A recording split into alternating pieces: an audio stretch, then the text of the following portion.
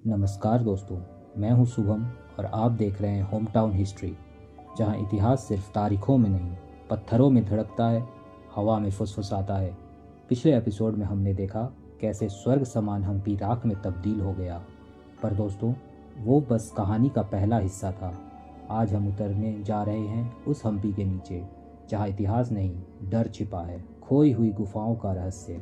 हम्पी में जब सूरज ढलता है तो तुंगभद्रा के किनारे एक अजीब सन्नाटा उतर आता है। स्थानीय गाइड बताते हैं शाम के बाद नदी के पास मत जाना, क्योंकि वहाँ अब भी किसी की आवाज आती है। पुराने गांव के बुजुर्ग कहते हैं वह आवाज है रानी कमला देवी की, जिसने आखिरी युद्ध की रात अपने सारे खजाने नदी के नीचे एक गुफा में छिपा दिए थे। कहते हैं उसने देवी से प्रार्थना की, हे माता, इस सोने की रक्षा तब तक करना जब तक कोई सच्चा विजयनगर वंशज वापस ना आ जाए।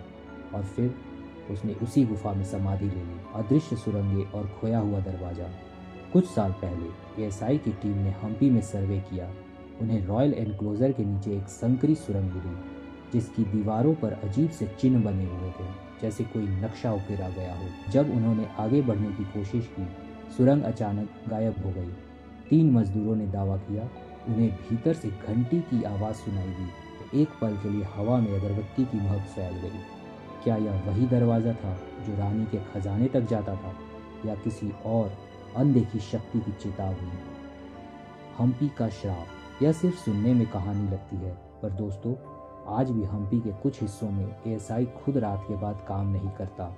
गांव वाले कहते हैं जो भी किंग्स ऑडियंस हॉल में रात गुजारता है उसे सुबह तक मंदिर की सीढ़ियों पर पाया जाता है, नींद में चलते हुए, जैसे कोई अदृश्य शक्ति उसे वहां ले गई हो। वैज्ञानिक इसे स्लीप ट्रेंस कहते हैं, पर बुजुर्ग कहते हैं यह वही रानी कमला देवी का श्राप है, जिसने कसम खाई थी जो मेरे खजाने की चाह में आएगा वह कभी चैन से नहीं सोएगा। दोस्तों, हम्पी के पत्थर आज भी गूंगे नहीं हैं, बस सही कानों का इंतजार कर रहे हैं।